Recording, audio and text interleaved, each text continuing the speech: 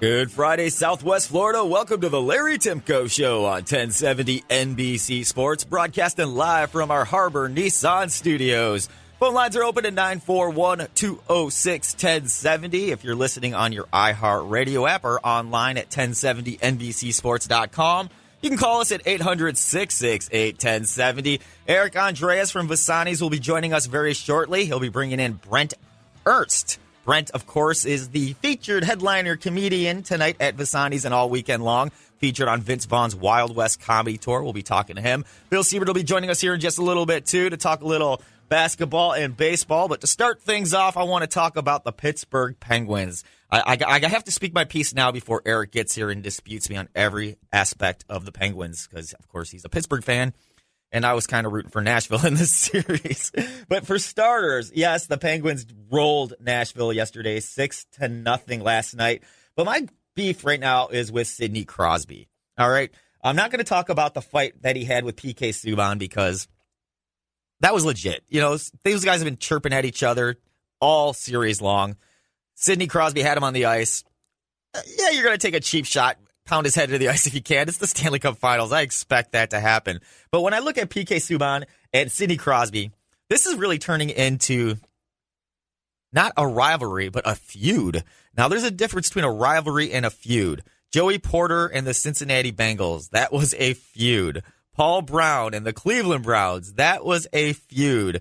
Joe Montana and Steve Young, that was a feud. Yankees Red Sox, that's a rivalry. Cardinals Cubs, that's a rivalry. But when you see a feud, I swear, if Sidney Crosby and PK Subban were on a golf course, I think they would throw their golf clubs down and start a wrestling match on the green. That's how bad I think these two guys hate each other. And Sidney Crosby, you've been in the league for a while now. You're the face of the Penguins franchise. You're basically the face of NHL hockey right now for the last couple of years. I have a little problem with him when you're up 5-0, you're on the bench, and you throw a water bottle on the ice like some immature little child. There was no need for that. You're up 5-0. You're rolling in the game. There is no need to throw a water bottle on the ice. You're the team captain. Kids look up to you. You know, you're like I said, you're supposed to be this role model. I totally disagree. And I think my opinion is Sidney Crosby's kind of a punk. Hey, Bill. How are you? Let me get your mic on here. How you doing?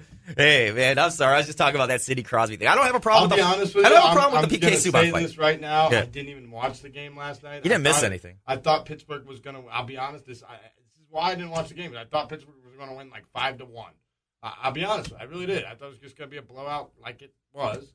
And there'll be a game 6. Pittsburgh will lose game 6. They'll go to game 7, and we'll find out. What's wrong with your microphone? Doesn't seem like you're on the air. I don't know. There you go. Get that close. There we go. Good? Better? That's better. Okay. All right.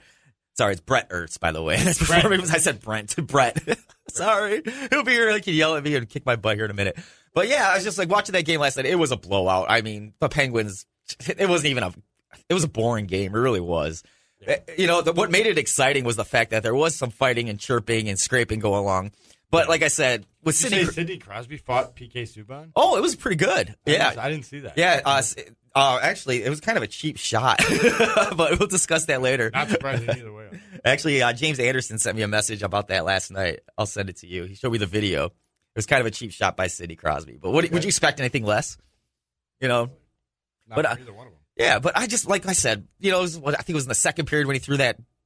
They were up 5-0. He threw a water bottle? He was on the bench. You know, he was up 5-0. He threw a water bottle. Up 5-0. You could see him so intentionally just toss it on the ice, trying to trip up one of the Predator players. I mean, that was a Bush League play. And when you're Sidney Crosby, come on, you're the face. That's a punk move. It's a punk move. It's all right. That's why I said it's not. I have nothing to do with. If he really did that, that's yeah. But here's another thing too. Sidney Crosby had PK Subban on the ice, down on top of him, and what he did is he took his hands and put it underneath his helmet, and just started smashing his head into the ice. You know, it was bad. It was bad. But you know, that's Sidney. I don't have a problem with that. But the water bottle on the ice, that was a Bush League move, and he did get penalized for that too, by the way. Yeah, but yeah, but. Yeah, but basically the Penguins sucked all the air out of Nashville, and going into Game 6, I just don't see how they have a chance. You know, they really don't. Yeah, yeah, I hear you there. I think they'll win Game 6. Nashville. Who? Oh, you think the Penguins will lose Game 6? Yes. Oh, I don't. It's in Nashville. They have no. I think they're going to steal one. This series is back and forth. Whoever's home gets to win. There's going to be 75,000 people there. It's not even close, though. It's always a blowout. They haven't beaten them in Nashville yet. Yeah, I know. That's what I'm saying. They're due. So I think they'll win Nashville will win Game 6. So it's going to go to Game 7. It's been a very predictable NHL Finals. Yeah. And then Game 7, Pittsburgh will probably win it. Despite every game being a blowout, it's still a better series to watch than the NBA Finals. Oh, definitely. I'll be honest with you. I tried to watch. I've watched the second half at least of each game, and I tried to watch Game 3 the whole game because that was the best one to watch. At least it was close. But I'll be honest with you, though. The Cleveland Cavaliers and even their head coach said at halftime of that game, we're not playing the game we need to play. No. And he was absolutely right, but I don't even think he realizes the game he needs to play because they keep trying to play basket for basket. You made this point originally on the show, and I agree with you 110%. That's why Cleveland can't win until they play. If they were to slow it down, and not go basket for basket against Kevin Durant and Steph Curry, because they can't do that. Kyle Korver is not Kevin Durant. Kyle Korver is not even close to being anything on what Golden State has. Just saying. And I watched Kyle Korver miss so many shots. And how many points did they lose that game by? 3. Exactly. Oh, no, they ended up losing by 5 because Steph had the 2 free throws with no time left. I saw him miss at least 6 baskets. 5. Yeah. That were unnecessary, and so many players on the Cleveland Cavaliers are taking unnecessary shots. I'm glad you pointed that out. It's just ridiculous. It was late in the third quarter. LeBron James shoots up a 3 and misses it. Yeah. Steph Curry gets the rebound, goes down the court, shoots up another 3. Aces it. I was like, right then and there, it's over. It's over. You just can't keep up. To win this game, you got to play a lot of defense. You got to put pressure on them. And like I said, I like my strategy. Go with the bench players, start them, and let them throw some elbows at Steph Curry and Kevin Durant. Get in their face. Get them hurt. Yeah. I agree with you. And at this point now, I mean, what do you got to lose? What do you got to lose? Absolutely nothing. And I mean, and just real quick, like we talked about, I mean, you can't with the level of talent on Golden State, there's no way that Cleveland can match up player for player for them. And it seems like that's what they're trying to do. Yeah. And even their coach said at halftime, like I said, we're not playing our style of game. We need to slow it down. Even he said they need to slow it down, and they still didn't slow it down. They still went out. And Kevin Love has looked so ridiculously bad in this series. He looked good in Game 1, even though maybe that's because LeBron was on the bench. Didn't LeBron on the bench though for a while in Game 1? Yeah, that might be why. Maybe why. Good in Game 1. Just saying. Kevin Love has been absolutely. Him and Kyle Korver have been the 2 worst players on the floor for either team in this series. Nice. That's all I got. There you go. That's all I got to say about that. Well, joining us in studio now, Eric Andreas from Vasani's, and he brought Bret Ernst in studio with us. Not Brent, Bret. I'm sorry about that. That's all right. Don't worry about it. I've been hearing it my whole life. Oh, no, you look like you're a pretty big dude who works out of the gym. I don't want to get that wrong. Nice. Nice. Brett, of course, you were on Vince Vaughn's Wild West Comedy Tour. You're a renowned comic from everything I've read about you. Wow, pretty impressive. Oh, thanks, man. Yeah. No doubt. How'd you get started? Doing it a while, so almost 20, over 20 years now. Oh, wow. I didn't know that. Did you start out in New York City and work your way around? Actually, yeah, well, technically, I did I played ball at CW Poe at Long Island University. I was playing football up there. I see. I knew he was a jock. Technically, the first time I stepped on stage was New York, but I really made my bones in South Florida. That's where I went to high school. Oh, no kidding. Yeah. Oh, you're like a local athlete from Florida? Well, I mean, if you want to call it that, I mean, I played Division II football. Hey, it's something. You know what I mean? I was in I had like 11 Division I signees on my team. Yeah. You know. Oh, man. Well, the football in Florida is just it's insane. Nothing close to it. Yeah. California, Texas, and Florida. That's where. But we have not only does Florida have the most NFL players, but numbers wise, but per capita, if you do it per capita, it's like twice as many. Well, because California's got 3 times as many people as in the whole state of Florida, and we've got more NFL players, And we're pumping out baseball players now, too. Yeah, well, yeah, I know. Nice. I know, man. I mean, but yeah, I always play football. I wish I played baseball. Yeah. You got a team? Who's your team? Football, NFL, Cowboys. Yeah.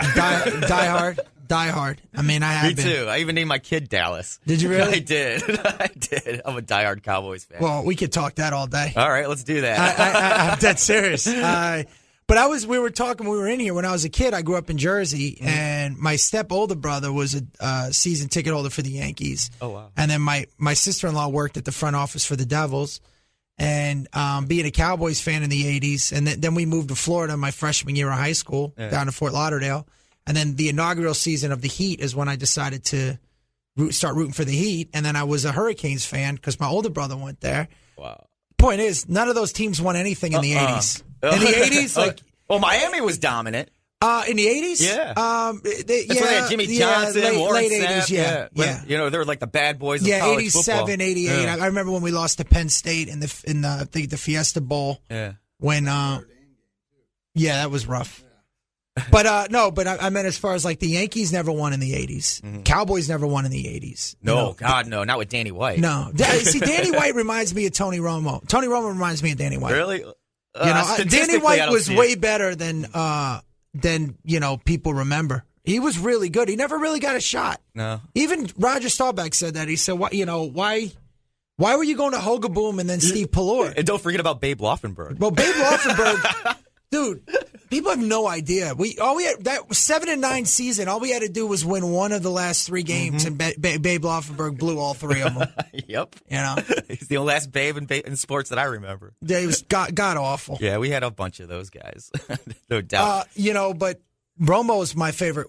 Is my favorite Cowboy quarterback of all time. I wouldn't start him over Staubach, Aikman, but he's my favorite. He's my favorite Cowboy. All right, my current favorite Cowboys. To you guys, is Romo in the Ring of Honor? Yes, yes, absolutely. Well, the Ring of Honor makes no sense. Why is Charles Haley in the Ring of Honor and not Jim Jeffcoat and not Bill Bates? We have these fights every day. Is Drew Pearson even in it? He better be. What's that? I said we're going through that with the Bucks I know, because they're putting Gruden in. They're going to put Gruden in front of Rondé Barber. How can you do that? No, you can't. Or Monte Kiffin and they're going to put Malcolm Glazier in front of Rich McKay and Tony Dungy, the 2 guys who really built that team that won the Super Bowl. So to me, I don't know. To me, I think those Your guys, only Super Bowl. Yeah.